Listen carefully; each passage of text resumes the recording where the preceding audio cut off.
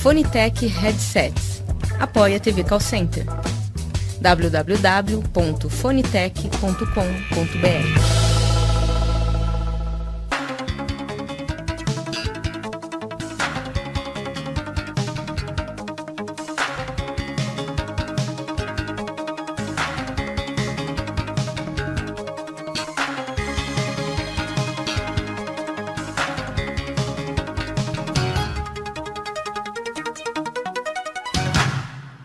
Olá, internautas, bom dia!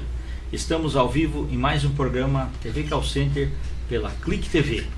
Obrigado ao pessoal de Portugal, Angola, Moçambique, Macau, Cabo Verde, brasileiros estão no Japão e outras partes do mundo, né? E todo esse contingente enorme aí de 1.200.000 trabalhadores na área de Contact Center, preferencialmente os que estão sempre nos acompanhando. Todos os programas nós trazemos profissionais do mercado da área de tecnologias, processos, recursos humanos, né? E hoje nós trazemos para vocês, né, um grande amigo, né, um grande profissional, tá, que conhece muito desse mercado, né, um batalhador, tá, que é o Júlio César Daurea, presidente da CTI Dealer. Júlio, bom dia. Bom dia. Muito obrigado aí pela tua presença. Obrigado aí, pelo convite. Muito bom estar aqui. Tá bom, obrigado por você ter vindo de Vinhedo para cá. Isso, né? Pegando esse trânsito conturbado da cidade aí para a gente poder bater um papo aqui. Ótimo. Tá ótimo. Júlio, para o pessoal conhecer um pouquinho sobre você, né? Fala um pouquinho de você como profissional. Pode falar assim até formação. Por exemplo, depois naquele momento de incerteza do colegial, sei lá, do colégio técnico, o que você pensava em desenvolver, essas coisas assim? Eu gostava muito dessa área de eletrônica, e aí eu segui a engenharia eletrônica.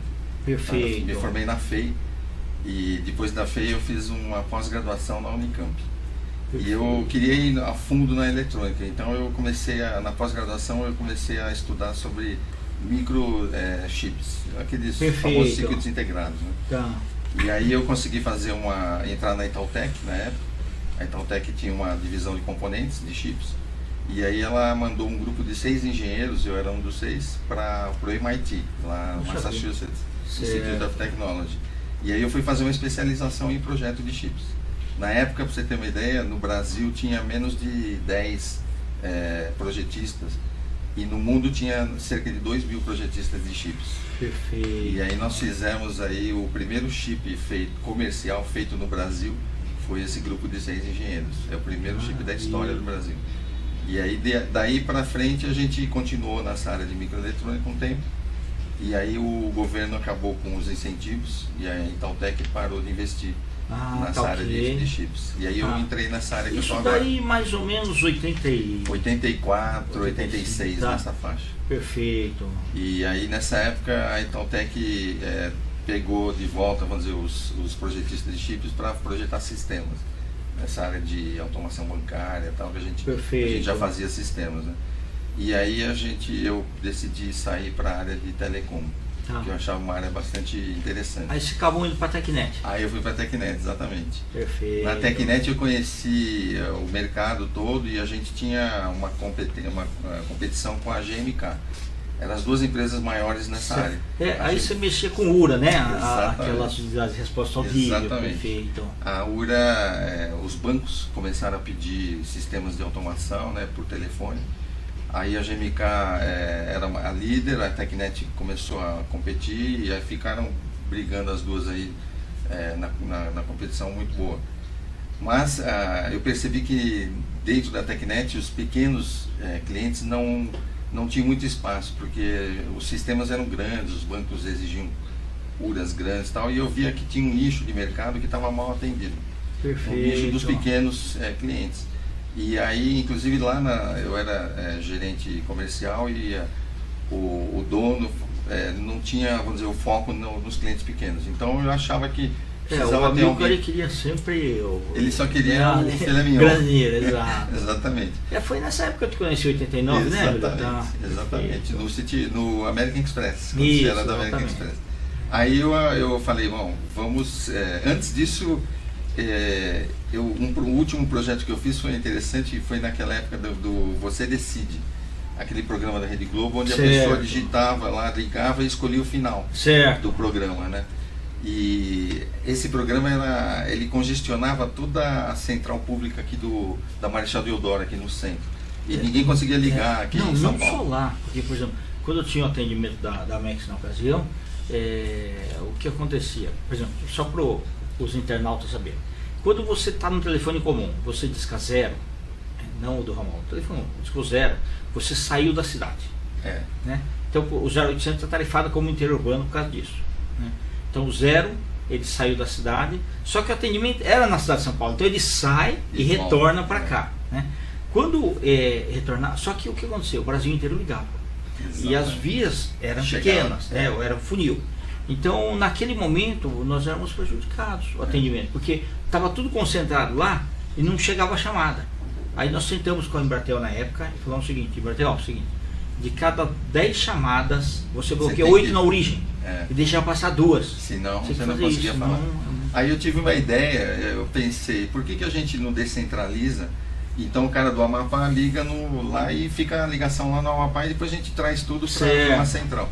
Aí eu dei essa ideia para a Milcar e falei, vamos falar com a Rede Globo, colocar URAs espalhadas no Brasil. A Milcar falou, vai lá na Rede Globo e negocia. Aí eu negociei, a Rede Globo gostou da ideia e a partir daí o projeto tomou uma outra direção e descentralizou, aliviou as centrais públicas aqui de São Paulo, né? E esse foi o último projeto que eu fiz, basicamente, né? Maravilha. Aí entrou a Ana Maria Braga com o programa dela, exato. o Faustão, aí Não, e fora isso também é o seguinte, o 0900, lembra? Você era a pessoa que mais entendia de discadores, né, na época, né? Exatamente. Era o Melita.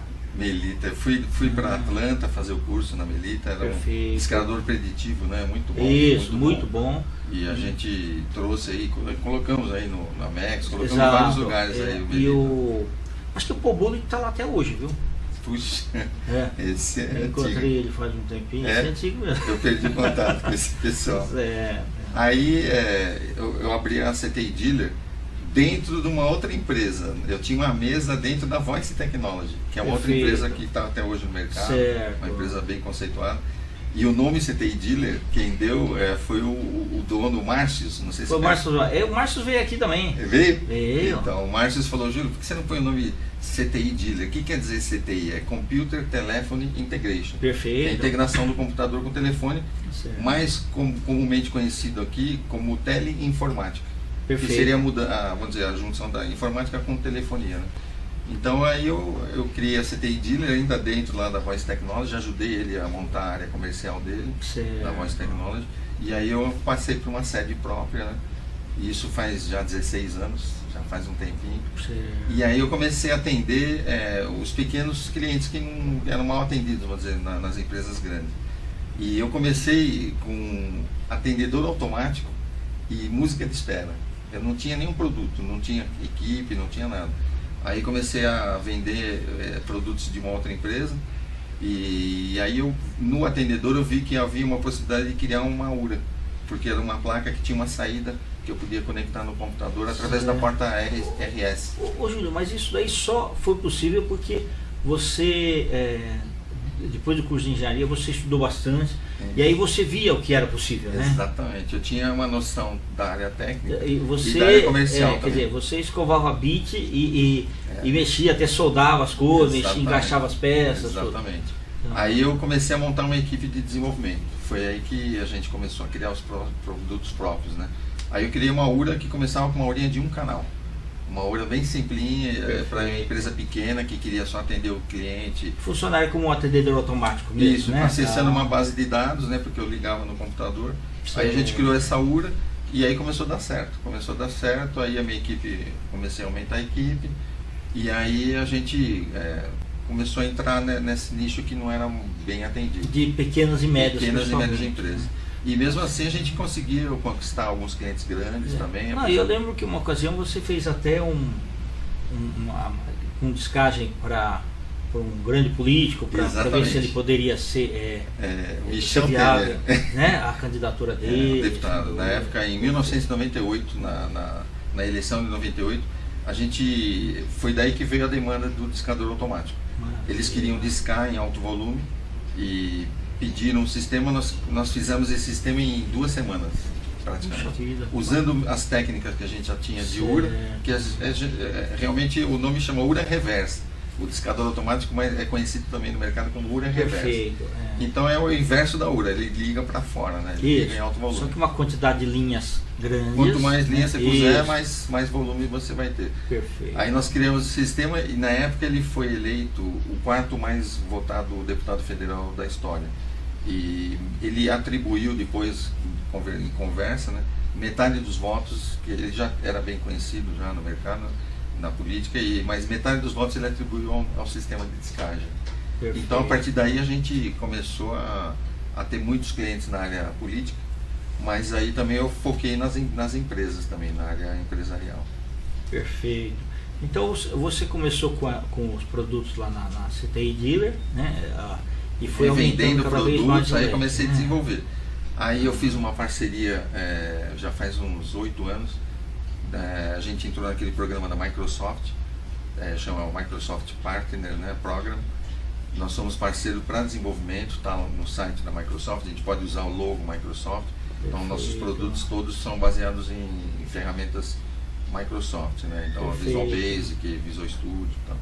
E aí a gente, com esses parceiros, depois estivemos na Loquendo lá em Turim, levei um funcionário meu para treinar em Text to Speech e reconhecimento de voz, que era um negócio que também no Brasil não tinha muito. Exato. Isso também faz uns 7, 8 anos. Né? Ô Júlio, explica um pouquinho para o pessoal que não é da área de tecnologias lá, como que funciona o Text to Speech. O Text to Speech é interessante, é um software que ele pega um texto e transforma em voz.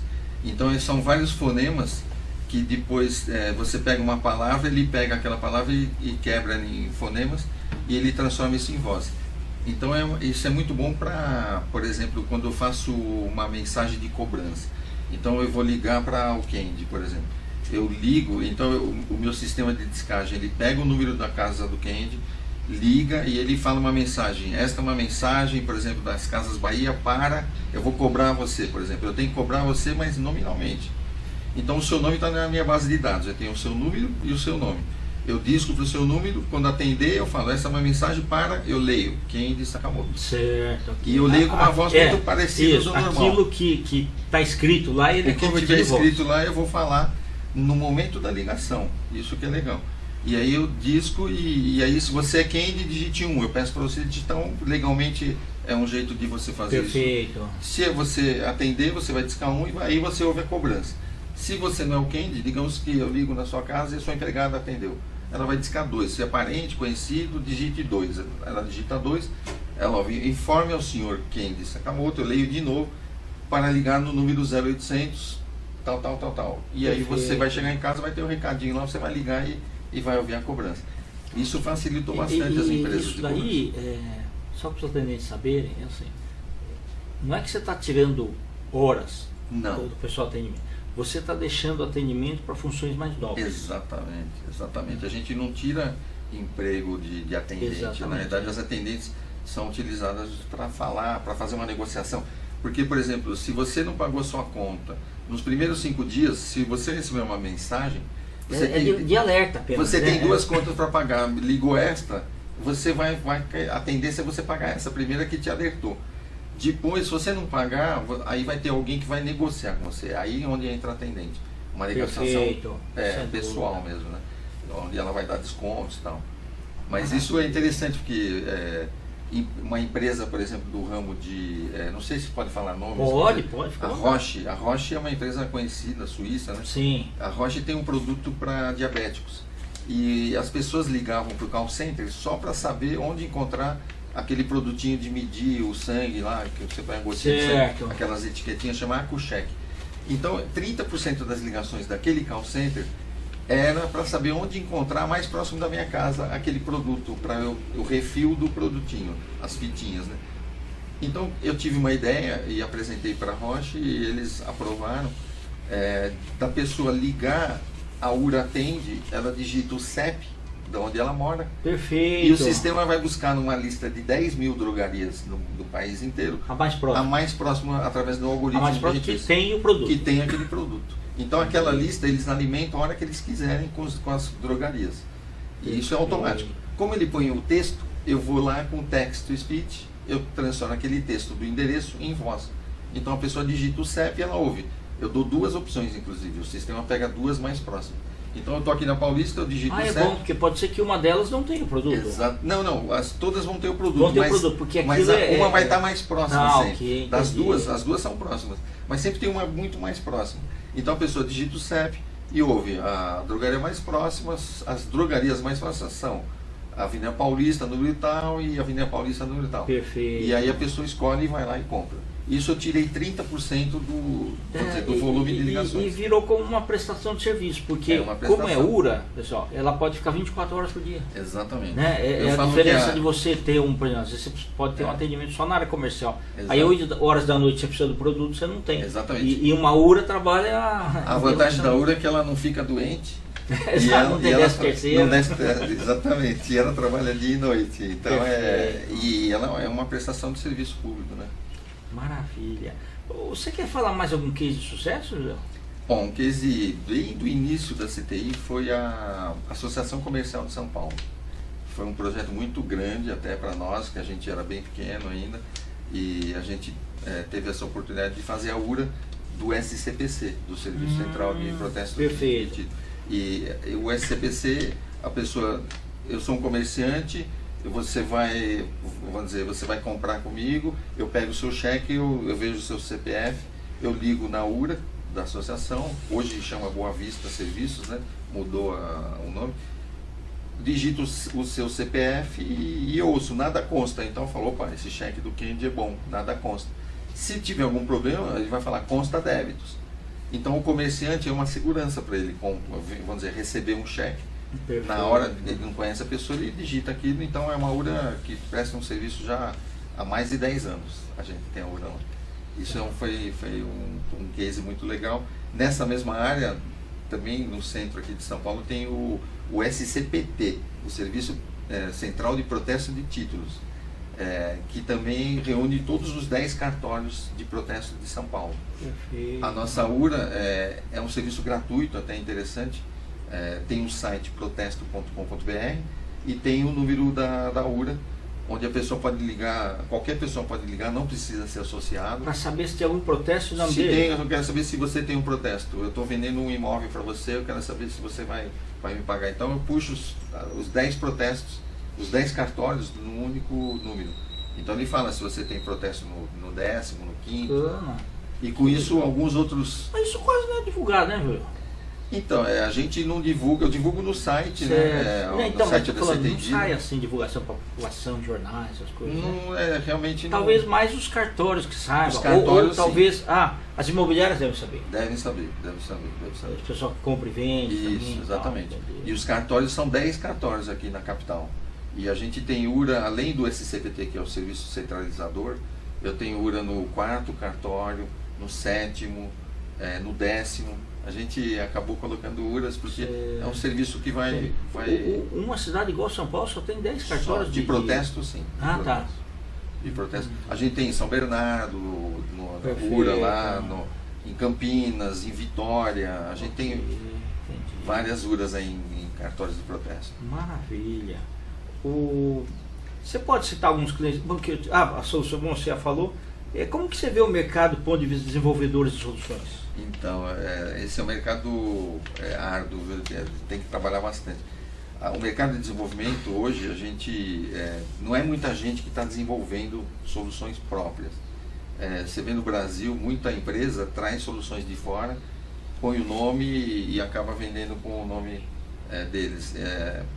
A gente preferiu desenvolver para ter o controle do produto, de qualidade e também ficar mais próximo ao cliente e em cima do anseio do cliente a gente consegue fazer uma solução. Você então, customiza então muita coisa, exatamente. né?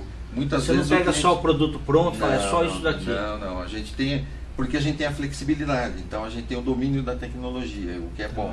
E você registra tudo, Júlio? Eu já Fica na registrei... cabeça, não, né?